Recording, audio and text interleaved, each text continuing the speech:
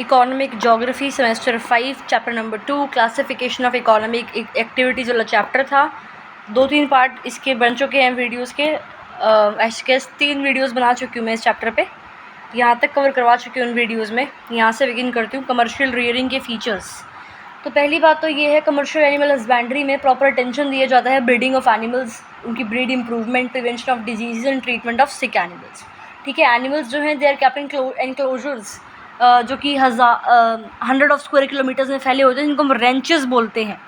ठीक है, रेंचेस उनको बोलते हैं। इन द प्रेरीज एंड जो आपके ये है एस्टेंशिया, ठीक है, तथा पंपास क्षेत्र में एस्टेंशिया, समझ में आ रहा है आपको, जो मतलब पशुओं को सैकड़ों वर्ग किलोमीटर क्षेत्र में बाड़ों में रखा जाता है, जिन्हें प्रेरी क्षेत्र में रेंचेस बोलते हैं, और पंपास जो क्षेत्र है वहाँ पे एस्टेंशिया कहा जाता है उनको। तो ये एनक्लोजर्स हैं जहाँ पे एनिमल्स को रखा जाता है। ठीक है, तो ये जो पैस्चर्स हैं basically they are divided into several sections by और जो वायर्स हैं बेसिकली कांटेदार जो तार है उनके द्वारा इन खंडों जो है उनको खंडों में बटा दिया जाता है कि इनको पैस्चर्स को। ठीक है, और जो सेक्शंस है there open for grazing in turns so that the grass grazed in one section gets time to grow again. ठीक है, ग्रेजिंग के बाद एनिमल्स को वापस से शेड में जो है वो ले जाया जाता है। तो ये पिक्चर आपको दिख रही होगी, reindeer herding by Eskimos in northern parts of Alaska. फिर नेक्स्ट फीचर क्या है कि अगर शॉर्टेज हो जाती है प्राकृतिक घास की, दैट इज़ नेचुरल ग्रास की, तो पशुपालक चारे की व्यवस्था करते हैं। ठीक है, तब वो फॉडर क्रॉप्स के लिए अरेंजमेंट करते हैं। और to prevent overgrazing number of animals in enclosures जो हैं वो फिक्स रहते हैं। ठीक है, and clean water is provided for the animals. फिर नेक्स्ट क्या फीचर है यहाँ का, वो ये है कि कल्टीवेशन ऑफ फॉडर क्रॉप्स जो है वो बेसिकली होती है यहाँ पे। ठीक है, कि चारों फसलों की खेती, दूध व मांस की प्रोसेसिंग और पशु उत्पादों का डिब्बाबंदी। ठीक, Canning of animal products, basically Canning बोलते हैं एनिमल प्रोडक्ट्स को बेचना। ये सारे काम मशीनों द्वारा, टेक्नोलॉजी द्वारा यहाँ पे किए जाते हैं। ठीक है, लार्ज स्केल बिजनेस है ये आपका, ये डेवलप्ड इकोनॉमीज़ में है जहाँ पे एनिमल प्रोडक्ट्स जो हैं वो नेशनल लेवल पे, इंटरनेशनल लेवल पे उनका ट्रेड होता है, किसका, एनिमल प्रोडक्ट्स का। ठीक है, अब हम देख लेते हैं difference between your nomadic and your what we say is commercial livestock rearing. ठीक है, तो ये तो मैं बता ही चुकी हूँ आपको कि भाई जो नोमैडिक हर्डिंग है वहाँ पे main areas of nomadic animal husbandry कौन कौन से हैं, सहारा है, फिर आपका साउथ वेस्टर्न और सेंट्रल एशिया है, सदर्न बॉर्डर है टुंड्रा का यूरेशिया में, साउथ वेस्टर्न अफ्रीका है। हेंस जो ये एक्टिविटी है ये ओल्ड वर्ल्ड में जो है, पुरानी दुनिया में ये प्रचलित है। नोमैडिक हर्डर्स जो हैं एक जगह दूसरी जगह मूव करते हैं फॉडर और फॉडर के लिए। नोमैडिक एनिमल हस्बेंड्री जो है उसके अंदर animals are looked but not scientifically. Nomadic herders graze many types of animals together, ये सर्वाइवल में ही हेल्प करते हैं, सब्सिस्टेंस के लिए ही इसको करते हैं ये। नोमैडिक एनिमल हस्बेंड्री में animal depends naturally on naturally grown vegetables और नेचुरली ग्रोन वेजिटेबल्स में वेजिटेशन। ठीक है, एंड 7th पॉइंट क्या है कि हार्श क्लाइमेट और सेमी एरिड रीजन्स में ये बेसिकली होता है। ठीक है, फिर हम चलते हैं कमर्शियल लिवलीस्टॉक रियरिंग में।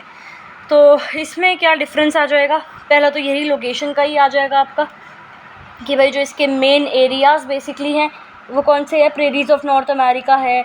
ठीक है, फिर उसके बाद आपको दक्षिणी अमेरिका में लानोज़ हैं, पंपास हैं, फिर दक्षिणी अफ्रीका में वेल्ड हैं, ऑस्ट्रेलिया में डाउन्स हैं, न्यूजीलैंड में घास स्थल यानी कि जहाँ पे ग्रासलैंड्स हैं। ठीक है, तो जो ये एक्टिविटी है ये आपकी न्यू वर्ल्ड में बेसिकली होती है। कमर्शियल लिवलीस्टॉक रियरिंग जो है वो परमानेंट प्लेस पे करी जाती है। ठीक है, ग्रासलैंड्स में proper provision of fodder crops चाहिए होता है, वाटर अरेंजमेंट्स जो है वो बनाते हैं ये लोग जो ये इसको करते हैं कमर्शियल लिवलीस्टॉक रियरिंग को। ठीक है, फिर तीसरे पॉइंट में क्या लिखा हुआ है कि जो आपका ये कमर्शियल लिवलीस्टॉक रियरिंग है इसमें जो पशु हैं उनको टेक्नोलॉजी और साइंटिफिक तरीके के अनुसार पाला जाता है, उनकी विशेष देखभाल की जाती है, और इसके अंदर जो है अनुकूल ही मतलब एक ही पशु को ऐसा विशेष पशु पे ध्यान दिया जाता है। जैसे बहुत सारे जो हैं आपके जो अनेक प्रकार के पशुओं को साथ चराते हैं ये कहाँ पे, नोमैडिक हर्डिंग में, यहाँ पे विशेष एक पशु पे ध्यान दिया जाता है। ठीक है, एंड व्यापार के लिए, कमर्शियल यूज़ के लिए करते हैं, सब्सिस्टेंस के लिए होता है। और प्राकृतिक घास की कमी होने पर यहाँ पे क्या होता है बेसिकली जो फॉडर क्रॉप्स है उनको उगाया जाता है इस कमी को फुलफ़िल करने के लिए। और ये जो है आपके कौन से एरियाज़ में होते हैं बेसिकली, माइल्ड क्लाइमेट जहाँ पे टेम्परेट ग्रासलैंड्स है। ठीक है, फिर हम बात करते हैं फिशरीज़ की। तो एक फिशरीज़ जो है वो भी एक इकोनॉमिक एक्टिविटी है। फिशिंग जो है it is a form of hunting, जो हम पहले पढ़ चुके हैं, ठीक है। बस इसमें क्या है, हम फिशेस को हंट कर रहे हैं। तो फिशिंग जो है एज अ बायोलॉजिकल रिसोर्स, इसको हम पढ़ चुके हैं, ठीक है। यूनिट 2 में भी इसको हम आगे पढ़ेंगे, तो ठीक है, इसको यहीं छोड़ देते हैं। आगे देखते हैं लंबरिंग। लंबरिंग का मतलब क्या होता है, लकड़ी काटना, ठीक है। तो फॉरेस्ट जो है वो इतने इंपॉर्टेंट होते हैं, तो वहाँ पे लकड़ियाँ भी मिलती हैं आपको, राइट। जो इंपॉर्टेंस ऑफ वुड है वो धीरे धीरे इंक्रीज़ हो रही है कि उसको आप फायरवुड की तरह यूज़ कर रहे हो, हथियार औजार बनाने के लिए यूज़ कर रहे हो, बिल्डिंग्स में यूज़ कर रहे हो, मीन्स ऑफ ट्रांसपोर्ट में उसको यूज़ करते हो वुड को, ठीक है। इंडस्ट्रियल रॉ मटेरियल की तरह वुड को यूज़ किया जाता है। इस रीज़न की वजह से जो बिज़नेस है कटिंग वुड का, ये मोर इम्पॉर्टेंट है based on any other businesses based on the forest, ठीक है। अब हम देखते हैं लंबरिंग इन ट्रॉपिकल फॉरेस्ट। जो वुड है फॉर डोमेस्टिक यूज़, उसको हम ट्रॉपिकल फॉरेस्ट से लेते हैं सिंस एशियन टाइम्स, बट बहुत सारे फिज़िकल कारणों की वजह से, ठीक है, फिज़िकल एक्सप्लॉइटेशन की वजह से और रिलेटेड डिफ़िकल्टीज़ की वजह से जो बिज़नेस है इसका लंबरिंग का फॉरेस्ट में, वो इतना फ्लरिश नहीं कर पा रहा है लार्जर स्केल्स में, कमर्शियल यूज़ की तरह इतना ज़्यादा बढ़ नहीं पा रहा है। ये जो ये बिज़नेस है ये कमर्शियल स्केल पे ही होता है कोस्टल एरियाज़ में, रिवर वैलीज़ में और डेंसली पॉपुलेटेड एरियाज़ में, जहाँ पे वुड के लिए, जो फॉरेस्ट के लिए जो एक्सेस है वो आसान है। मैगोनी ट्रीज़ जो हैं दे आर, उनको काटा जाता है in the coastal forest of Central African Republic, Cameroon, Congo, Gabon and West Africa. Precious wood, इसको टीक बोलते हैं, it is cut from the forest of India and South East Asia. तो ये tropical forest की बात है। फिर lumbering in temperate forest. तो लंबरिंग इन टेम्परेट फॉरेस्ट में जो है it is a business that run on a large scale with modern methods. Modern methods वहाँ पे जो है यूज़ करे जाते हैं, ठीक है। Just give me a minute. And it is on large scale in an highly organised manner. और ये कुछ रीजंस हैं for the development of the wood cutting business in these forest which are your temperate forest. तो पहला तो ये है, इस फॉरेस्ट में जो सॉफ्टवुड है वो softwood trees of same species are found over large area. फिर softwood is easy to cut, carry and work on. It is easier to enter temperate forest in closer and tropical forest. और जो forest है they have been connected by roads and railways, तो transportation का काम, loading unloading का काम जो would है उसका आसान हो जाता है। विंटर्स में ग्राउंड यहाँ पे स्नो से कवर्ड रहता है, तो it is easy to slide large logs of icy surface, और रिवर बेड तक उसको लेके जाया जाता है। And these forest are located near area जो डेवलप्ड इकोनॉमी, जहाँ पे डिमांड ऑफ वुड जो है वो हाई है।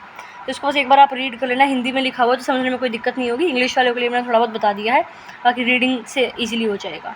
अब ये है world distribution of lumbering in temperate forest. तो नॉर्थ अमेरिका में जो बिजनेस है कटिंग वुड का, ये डेवलप हुआ है रॉकी माउंटेन रेंज में और कॉनिफेरस फॉरेस्ट में, जो कि नॉर्दर्न पार्ट्स ऑफ कनाडा में मिल जाएंगे। डेंस फॉरेस्ट जो है रॉकी माउंटेन रीजन में है, हाई रेनफॉल की वजह से। यूएसए में जो ये बिज़नेस है ये मिनीसोटा जो है वहाँ पे बेसिकली करा जाता है, ठीक है। तो जो ये बिज़नेस है बेसिकली संयुक्त राज्य अमेरिका में, पहले ये जो बिज़नेस है मिनीसोटा से न्यूजीलैंड के मेन राज्यों तक फैला हुआ था, लेकिन अब इस क्षेत्र में वन संपदा समाप्त हो चुकी है, ठीक है। तो पहले ये इस क्षेत्र में फैला हुआ था, लेकिन अब जो है फॉरेस्ट वेल्थ यहाँ पे एग्जॉस्ट हो चुकी है इस रीजन में, ठीक है। फिर कनाडा में लकड़ी काटने का जो ये आपका इकोनॉमिक एक्टिविटी है, ये पैसिफिक ओशन जो है बेसिकली पैसिफिक महासागर के तट से पूर्व में मध्य महासागर के तट तक होता है, ठीक है। तो कनाडा में समझ में आया कहाँ से कहाँ तक ये होता है आपका टेम्परेट फॉरेस्ट में लंबरिंग कहाँ से कहाँ तक होती है, ठीक है। और अगर हम बात करें विश्व में, कनाडा को मुलायम लकड़ी का घर माना जाता है। तो home of softwood in the world क्या है, कनाडा है। फिर यूरोप की बात करें तो वुड कटिंग बिजनेस जो है यहाँ पर भी होता है। नॉर्वे की बात करें, स्वीडन, फिनलैंड, एल्प्स माउंटेन जो है और मिड राइन वैली है, यहाँ पे जो पर्वतीय ढालों पर किया जाता है। यहाँ पे जो माउंटेन्स हैं बेसिकली माउंटेन स्लोप्स हैं इन एरियाज़ में, वहाँ पर यूरोप में लंबरिंग होती है। अब ये पढ़ लेते हैं, जरा एक केस स्टडी दे रखी है कनाडा में लंबरजैक। अब इस केस स्टडी में क्या दे रखा है, सबसे पहले तो हम देखें कनाडा जो है कोल्ड कंट्री है, राइट, एक ठंडा देश है। लॉन्ग विंटर सीजन यहाँ पे होता है, तो जो ग्रोइंग पीरियड है क्रॉप्स का वो बहुत ही छोटा होता है। विंटर्स में जब फार्मिंग होती है तो वो ठंड के कारण जो है बहुत कम काम हो पाता है इतनी ठंड की वजह से। तो जो फार्म वर्कर्स हैं वो अपने फैमिली के साथ नॉर्दर्न कनाडा में माइग्रेट कर जाते हैं, ठीक है। वो कॉनिफेरस फॉरेस्ट के रीजन में चले जाते हैं लकड़ी काटने के लिए, वहाँ पर इनको एम्प्लॉयमेंट मिलती है। फिर समर्स में जो ये लोग हैं वापस से सदर्न कनाडा में जो है आ जाते हैं, आकर वहाँ पे खेती करते हैं और बाकी सिमिलर ऑक्यूपेशंस करते हैं। तो सच फार्मर्स और वर्कर्स जो फार्मिंग करते हैं समर्स में, ठीक है, और विंटर्स में लकड़ी काटते हैं, उनको कनाडा में लंबरजैक बोला जाता है, ठीक है। आजकल जो ये लंबरजैक है लकड़ी काटने का कार्य कुल्हाड़ी की बजाय मशीनों से करते हैं, ठीक है। And to keep the length of logs uniform, जो बेसिकली लॉग्स हैं लकड़ी के, उनकी लंबाई को समान रखने के लिए पहले तनों पर चिन्ह लगाया जाता है, ठीक है। तो मार्क्स बनाए जाते हैं ट्री की ट्रंक पे, और फिर जो ट्री है उनकी ट्रंक जो है उनको ऑटोमेटिक सॉव से काटा जाता है। ऑटोमेटिक SAW इंस्ट्रूमेंट है, उससे काटा जाता है। फिर लॉग्स को ट्रैक्टर से पुल किया जाता है, नदियों के पास उनको भेजा जाता है, ठीक है। तो would is put into the boat. At this time जो ग्राउंड और जो रिवर है वो आइस से कवर रहता है, तो it is easy to slide the wood on the ice, ठीक है। जो लंबरजैक है वो हार्श कंडीशंस में भी काम करते हैं नॉर्दर्न कनाडा में during the migration in winter. They do not get all the facilities जैसे कि सिटीज़ में जो मिलती है, फिर भी जो बेसिक नीड जैसे कि एजुकेशन है, मेडिकल केयर है, वो इनको मिल जाती है, ठीक है। यहाँ पे जो गवर्नमेंट है वो मोबाइल स्कूल्स बेसिकली प्रोवाइड करती हैं यहाँ पे, ठीक है। रेल के डिब्बों में चलते फिरते स्कूल, बेसिकली मोबाइल स्कूल जिसको हम बोलेंगे। और ऐसे ही अस्पताल जो है रेलवे कोचेज़ में मिल जाते हैं, जो लंबरजैक के एक कैंप से, एक शिविर से दूसरे शिविर को कनेक्ट करते हैं, ठीक है। और एक शिविर में अपना कार्य समाप्त करके रेल का डिब्बा दूसरे शिविरों की ओर प्रस्थान कर जाता है। एंड गर्मी का मौसम शुरू होते ही सभी लंबरजैक परिवार सहित अपने खेतों में वापस आ जाते हैं, ठीक है। फिर ये दे रखा है, क्या आपने सोचा है, ये कुछ फैक्ट्स दे रखे हैं कि इसमें लिखा है कि जो फॉरेस्ट ड्वेलर्स हैं वही सिर्फ हंटिंग, कलेक्टिंग, फूड और कटिंग वुड में क्यों इन्वॉल्व होते हैं, और फिशिंग और एग्रीकल्चर जो है why it is only done by the residents of coastal and plain areas respectively.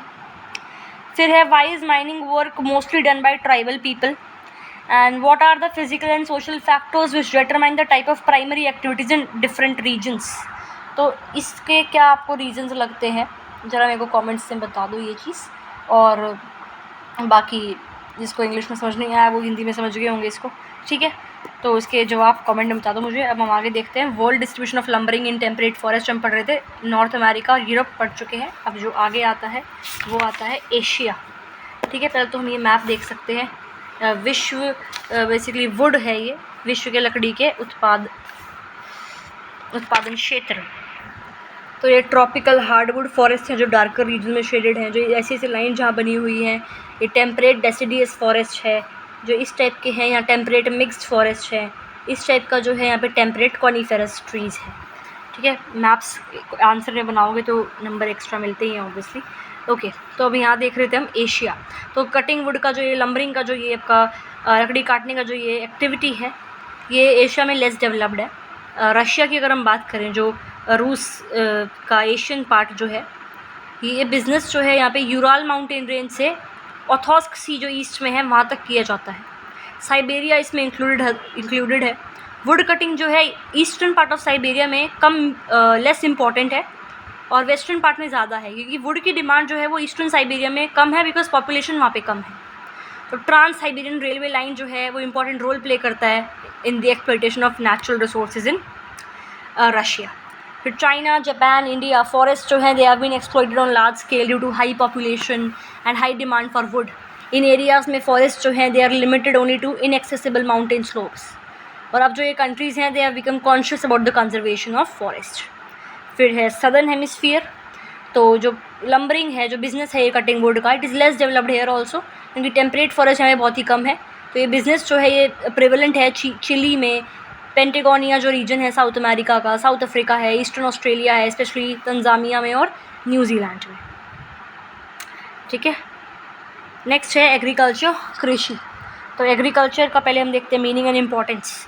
तो जो आर्ट या साइंस हम कह सकते हैं प्लोइंग की, tilling the soil, growing various crops and flowers in it and animal husbandry, उसको एग्रीकल्चर बोला जाता है। तो एग्रीकल्चर जो है ये सबसे पुरानी आर्थिक क्रियाओं में से एक है तथा सबसे अधिक प्रचलित और महत्वपूर्ण आपकी ये एक्टिविटी कंसिडर करी जाती है, क्या, एग्रीकल्चर, ठीक है। And it provides food, industrial raw materials और बाकी जो यूज़फुल गुड्स हैं वो सब हमको एग्रीकल्चर से ही मिलती हैं ह्यूमन बींग्स को, ठीक है। 49% of the world's labour force and more than 65% of the labour force in developing countries depend on agriculture for their livelihood. Hindi में तो आप पढ़ ही सकते हो, इंग्लिश वालों के लिए इंग्लिश बोल रही हूँ, तो समझ में तो आ ही जाएगा। ठीक है, अब यहाँ देखते हैं हम beginning and spread of agriculture.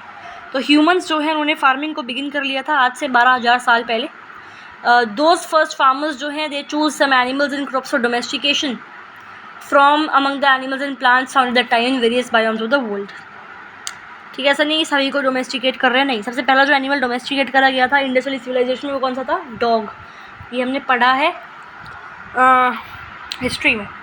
ठीक है, अब despite crossing many stages of development, आज के जो फार्मर है वो सेम क्रॉप्स एक स्पेसिफिक क्लाइमेटिक जोन में उगाते हैं जो इनके एंसेस्टर्स ने पहले चूज़ किए थे थाउजेंड ऑफ ईयर्स अगो। कोई न्यू नेम एडिड नहीं हुआ है क्रॉप्स चूजन सेंचुरीज अगो में। आज हमें ट्री प्लांट्स की 5 लाख से ज़्यादा स्पीशीज़ के बारे में पता है, बट इसमें से सिर्फ 20 क्रॉप्स जो है वो आदमी जो है, मनुष्य जो है वो उगाता है। ठीक है, तो इससे यह निष्कर्ष निकलता है, ये कंक्लूजन निकलता है कि जो इनिशियल सिलेक्शन कभी करा होगा हमारे एंसेस्टर ने कि हम ये वाली क्रॉप उगाएंगे, वो किस बेसिस पे करा होगा कि वहाँ पे क्लाइमेट कैसा है और वहाँ पे नेचुरल वेजिटेशन कैसी है। तो जो डिस्ट्रीब्यूशन है बायोम्स का बेसिकली धरती पर, ठीक है, वो भी ये रिफ्लेक्ट करता है कि वहाँ पे मतलब क्लाइमेट अगर हम देखें तो क्लाइमेट की वजह से कैसे हम क्रॉप, क्योंकि भाई क्लाइमेट से पता लगता है ना कि एक बायोम में, एक एरिया में कैसा टेम्परेचर है, कैसी रेनफॉल है, कैसी सोलर रेडिएशन है, और अलग अलग एरियाज़ में, अलग अलग बायोम्स में अलग अलग क्लाइमेट है। तो अलग अलग बायोम्स में अलग अलग टाइप की वेजिटेशन आपको मिलेगी। इक्वेटर में अलग टाइप की वेजिटेशन है, सब पोलर रीजन्स में, टुंड्रा रीजन में, माउंटेन्स में अलग टाइप की वेजिटेशन है। तो जनरल फ्रेमवर्क जो क्लाइमेट का है वो इन्फ्लुएंस करता है कि एग्रीकल्चर पैटर्न जो है बेसिकली उस एरिया का कैसा होगा। ठीक है, ये अलग बात है कि मानव अपने प्रभाव से अब तक किसी फसल के उत्पाद करने की सीमा में परिवर्तन करने लगा है। ठीक है, ये डिफरेंट मैटर है कि भाई with is influence man has now started changing the limits of production of a crop. तो ये मेन क्रॉप जो वर्ल्ड में उगाई जाती है, जैसे फूड ग्रेन्स में वीट, राइस हो गया, सॉरगम हो गया। ठीक है, तो गेहूँ, चावल, ज्वार, बाजरा, मक्का, राई, जौ। ठीक है, बेसिकली मिलेट, मेज़, राई, बार्ली, ये कोर्स ग्रेन मोटे अनाज में आ जाता है। फिर बेवरेजेस में टी, कॉफ़ी एंड कोको आ जाता है। रेशेदार पदार्थ यानी कि फाइबरस मटेरियल्स में cotton, jute, hemp and flax आ जाता है। ठीक है, और फिर इंडस्ट्रियल क्रॉप्स में शुगर केन है एंड रबड़ है और तंबाकू है, तंबाकू, राइट, ये आ जाता है। फिर नेक्स्ट है माइनिंग। तो रिमूविंग या digging out rock material from surface of earth from underground for processing with the aim of making it more useful and valuable, उसको माइनिंग कहा जाता है। आज के कंटेक्स्ट में माइनिंग का मतलब बहुत ज़्यादा वाइड है, तो ये एक सिंपल सी लाइन का मतलब नहीं होता माइनिंग, वो थोड़ा वाइड मतलब है, वाइडर स्केल पे हम माइनिंग को आजकल देखते हैं। सिंपल टास्क जैसे कि सैंड को रिमूव करना, digging tunnels, breaking rocks with gunpowder, extracting ore from thousands of metres below the ground and obtaining minerals from the bottom of sea, ये सब माइनिंग में इंक्लूड करा जाता है। ठीक है, अब ये सम रेफरेंसेस रिलेटेड टू मिनरल्स, जो रॉ मटेरियल है जिसमें मिनरल्स मिलते हैं उसको हम ऑर्स बोलते हैं। ठीक है, और प्लेस जिसमें से और निकाला जाता है खोद के उसको माइन बोलते हैं, खदान या खान बोलते हैं। ठीक है, और अगर मिनरल जो है सरफेस को खोद के अगर मिनरल निकल रहा है तो उसे क्वेरिंग प्रोसेस बोलते हैं, और मिनरल्स अगर अंडरग्राउंड से हम निकाल रहे हैं तो उसको खनन यानी कि माइनिंग बोलते हैं।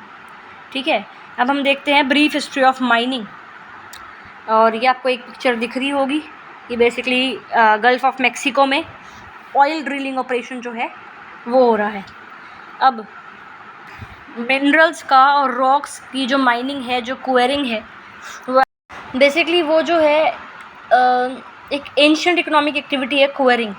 ठीक है, जो आज से 1 लाख साल पहले बिफोर क्राइस्ट जो है उसी से पहले ही बेसिकली बिगिन कर चुके थे इंसान। यूज़ ऑफ मिनरल्स जो है by primitive man, it was probably limited to picking up a stone, फिर उसको एज अ टूल यूज़ कर रहे हो टू ब्रेक सीज एंड नट्स या हंटिंग के लिए स्टोन टूल्स को यूज़ करा जाता था। विद टाइम मैन जो है धीरे धीरे टूल्स बनाते थे मिनरल्स से instead of using them as tools and weapons. ठीक है, सिंपल सी बात है कि समय के साथ मनुष्य ने खनिजों का प्रयोग औजारों व हथियारों के रूप में करने की बजाय उसे औजार बनाना शुरू किए। नुकीले पत्थर से भाला, मिट्टी के बर्तन, तांबे व लोहे से छुरी और तलवार तथा कांसे के बर्तन बनाने की प्रक्रिया में मनुष्य नित गए खनिजों की खोज करता गया। ठीक है, तो man kept discovering minerals every day. Importance of mining अगर देखते हैं तो कंट्रीब्यूशन जो माइनिंग का है, ठीक है, वो देखते हैं। तो सांस्कृतिक विकास के वर्तमान पड़ाव पर मनुष्य को पहुंचाने में खनन क्रिया का योगदान ऑब्वियसली ज़रूरी है। तो कंट्रीब्यूशन जो माइनिंग का है, bringing man to present stage of cultural development, वो यूनिक है। It's important becomes clear from the fact कि जो डिफरेंट एराज हैं हिस्ट्री के, सिविलाइजेशन जो हम पढ़ते हैं वो मिनरल्स के नाम पे ही हैं। जैसे जब प्रिमिटिव मैन जो है वो टूल्स और वेपन्स बनाते थे, उनको स्टोन एज बोलते थे। फिर लेटर नॉलेज ऑन आई बाकी मिनरल्स वगैरह भी, copper age, bronze age, iron age, currently steel age चल रही है, तो ये हम पढ़ते हैं ना उसमें हिस्ट्री में। प्लेस्टोसीन एज है, ठीक है, और नियोलिथिक एज है, मिजोलिथिक एज है, कॉपर एज है, ब्रॉन्ज एज है, आयरन एज है, कोल एज है, पेट्रोल एज, पेट्रोल एरा है, एटॉमिक एज है, तो ये हम पढ़ चुके हैं, ठीक है। तो डिज़ायर है प्रीशियस मेटेलिक मिनरल्स का, it led man to forest unknown countries and continents, and due to these railways जो हैं वो बिल्ट हुए थे कनाडा में, अमेरिका में, साइबेरिया में, ऑस्ट्रेलिया में। बेसिकली जो मिनरल्स हैं, जो बहुमूल्य मिनरल्स हैं, उनको ढूंढने में चक्कर में जो मनुष्य है वो इधर उधर जा रहे थे, ढूंढने लग रहे थे चीज़ों को, ठीक है। अब नेक्स्ट है मेथड्स या टाइप्स ऑफ माइनिंग। तो depending on the location and nature of mineral ores, mining दो टाइप्स की होती है। सरफेस माइनिंग पहले बेसिकली हम पढ़ते हैं, ठीक है, इसको हम ओपन कास्ट माइनिंग भी बोलते हैं। तो इसमें क्या होता है, इसमें हम लोग सरफेस से सॉइल को और पत्थर जो है, रॉक्स है, मिट्टी जो है, सॉइल है, उसको रिमूव करते हैं, ठीक है, और मिनरल लेयर्स को खोदा जाता है, उनको कट किया जाता है या उनको बेसिकली विस्फोटित किया जाता है। तो ये ईजीएस्ट और चीपेस्ट मेथड है माइनिंग का। इस मेथड में जो ओवरहेड कॉस्ट बेसिकली है उस on safely precautions and equipment वो रिलेटिवली लेस होती है। प्रोडक्शन ऑफ मिनरल्स जो है वो भी क्विक और हाई होता है। एट प्रेजेंट सरफेस माइनिंग की जाती है 90% सारी माइंस में, और 99% जो ये माइंस है जिसमें ये करी जाती है वो नॉन मेटेलिक मिनरल्स की होती हैं। सरफेस या ओपन पिट माइंस जो हैं they are successful and useful only जहाँ मिनरल्स जो हैं वो सरफेस के पास में मिल जाते हैं, वहाँ पे ये माइनिंग करी जाती है। सो मेथड्स ऑफ माइनिंग, ठीक है। नेक्स्ट जो है वो आपकी होती है अंडरग्राउंड माइनिंग। तो इसमें माइनिंग प्रोसेस में वर्टिकली या स्लाइटली शाफ्ट्स बनाए जाते हैं, हॉरिजॉन्टल टनल्स बनाई जाती हैं, सुरंग बनाई जाती हैं, ठीक है। मतलब देखो जैसे ये अंडरग्राउंड है तो यहाँ सुरंग बना ली, यहाँ सुरंग बना ली, तो ये सुरंग आपस में कनेक्टेड है फिर, ठीक है, दीज आर इंटरकनेक्टेड। तो मिनरल्स यहाँ से नीचे जाते हैं आपके वो वर्कर्स, ठीक है। तो ये लिफ्ट ड्रिल्स वगैरह बनाई जाती है, तो काफ़ी रिस्की होती है in comparison to this surface mining. Accident वगैरह यहाँ पे हो जाते हैं, कभी पॉइजनस गैस रिलीज हो जाती है, आग लग जाती है, फ्लड वगैरह, इस सभी चीज़ों से काफ़ी ज़्यादा क्या है ये रिस्की है, ठीक है। फैक्टर्स अफेक्टिंग माइनिंग, तो मिनरल डिपॉजिट्स जो हैं वो ये सिर्फ इनफ नहीं है कि मिनरल डिपॉजिट किसी एरिया में है तो वहाँ पे आप माइनिंग करने लग जाओ, नहीं, बहुत फिजिकल और इकोनॉमिक कंडीशन से भी इफेक्ट होती है कि भाई माइनिंग वहाँ पे करें या ना करें। जैसे अफ्रीका की अगर बात करें तो वहाँ पे ह्यूज मिनरल डिपॉजिट्स हैं, ठीक है, थे वहाँ पे, तो वहाँ पे माइनिंग नहीं हो रही थी क्योंकि वहाँ पे नॉलेज ही नहीं थी, टेक्नोलॉजी ही नहीं थी, कैपिटल ही नहीं थी, बैकवर्डनेस थी बहुत ज़्यादा। तो मिनरल्स हैं बट यूज़ नहीं हो रहे हैं क्योंकि निकाले नहीं जा रहे, माइनिंग नहीं करी जा रही है, ठीक है। फिर कुछ फिजिकल फैक्टर्स हैं जैसे जो साइज़ है या क्वालिटी है मिनरल डिपॉजिट की कितनी है उस एरिया में, डेप्थ क्या है मिनरल से कि भाई सरफेस से कितना नीचे है वो, क्योंकि एक्सट्रैक्टिंग मिनरल जितनी नीचे से खुदाई करोगे उतने ज़्यादा पैसे लगेंगे, तो ये सब देखा जाता है तभी एक जगह पे जो है माइनिंग जो है करी जाती है, ठीक है। वहाँ पे जो मिनरल्स है उसकी बेसिकली क्वालिटी पे ध्यान दिया जाता है, amount of metal present in mineral और उसको क्वालिटी बोला जाता है, क्या है कितनी क्वालिटी है उस मिनरल की। Distance of minerals from place of use, ठीक है, बिकॉज ऑब्वियसली ट्रांसपोर्टेशन कॉस्ट तो होती है। फिर कुछ इकोनॉमिक फैक्टर्स हैं, capital required to develop the mine, technology, knowledge and technology जो बेसिकली रिक्वायर होती है माइनिंग ऑपरेशंस के लिए, अवेलेबिलिटी ऑफ चीप लेबर होना चाहिए सफिशिएंट क्वांटिटीज़ में, local and international demand for minerals, ठीक है। फिर shifting importance of mining next topic है। इसमें क्या है कि भाई due to rising labour cost countries and developed economies are gradually withdrawing from mining, processing and refining and activities of production. In contrast, developing countries are giving importance to mining to maintain high standard of living of their citizens on basis of their large scale labor force. Many developing countries, Africa में, Asia में, South America में get more than 50% of their income from the export of minerals alone. फिर ये box है, इसमें है the nature of mining has changed. Ancient Greece में और Rome में mines were operated by defeated armies and local natives. In the beginning of feudal period, this work was done by prisoners and slaves. The mining profession gained some social prestige in the Middle Ages. Miners guild जो हैं England में, Germany में, they were among the most powerful organisations because they control the metals needed for weapons and coins. Currently mechanisation और computerisation की वजह से जो efficiency है, प्रोडक्टिविटी है माइनिंग इंडस्ट्री की वो बढ़ चुकी है, तो ये काफ़ी ज़्यादा इंपॉर्टेंट जो है इंडस्ट्री बन चुकी है, एम्प्लॉयमेंट का सोर्स बन चुकी है, ठीक है। एंड इंडस्ट्रियल एज चल रही है, पॉपुलेशन ग्रोथ है, तो जो रिक्वायरमेंट है, इसकी डिमांड जो है मिनरल्स की वो भी बहुत ज़्यादा है। तो पिछले एक सदी में खनिजों के उपयोग में 13% की वृद्धि हुई है। मिनरल कंजम्पशन जो है वो 13% से इंक्रीज़ हुआ है लास्ट सेंचुरी से, ठीक है। फिर नेक्स्ट है mining, challenges to social and physical environment, ठीक है। तो इसमें क्या है, एम्प्लॉयमेंट जो है वो कम हो रहा है, घटते रोजगार के बावजूद भी आज पूरी दुनिया में लाखों लोग खनन से आजीविका कमा रहे हैं, ठीक है। अकेले लैटिन अमेरिका में 10 लाख लोग सोने की खानों में काम करते हैं। आज अधिकांश खनन कार्यों में MNCs का वर्चस्व है। निगमों व श्रमिकों का टकराव प्राय सामाजिक मतभेदों व झड़पों का कारण बन चुका है, झड़पों का कारण, ठीक है। तो conflicts between corporations and workers often leads to social differences and clashes. So these big corporations जो हैं they play important role in global market by exploiting the minerals areas heavily, but the local people and environment have to bear the brunt of this unthoughtful development and indiscriminate plunder of resources. Example 1960 में American company है एक आपकी, ठीक है, क्या नाम है American company का, ओकोसोम्बो, ठीक है। अमेरिकन कंपनी ने ये डैम बनाया था बेसिकली, सॉरी कंपनी का नाम नहीं है, इसने क्या बोला, अमेरिका की कंपनी है, उसने ये एक डैम बनाया है घाना में इलेक्ट्रिसिटी नीड्स को फुलफ़िल करने के लिए, बॉक्साइट स्मेल्टिंग के लिए, जिसकी वजह से कंट्री जो है उसका 5% जो है वो क्या हो गया, सबमर्ज हो गया पानी में।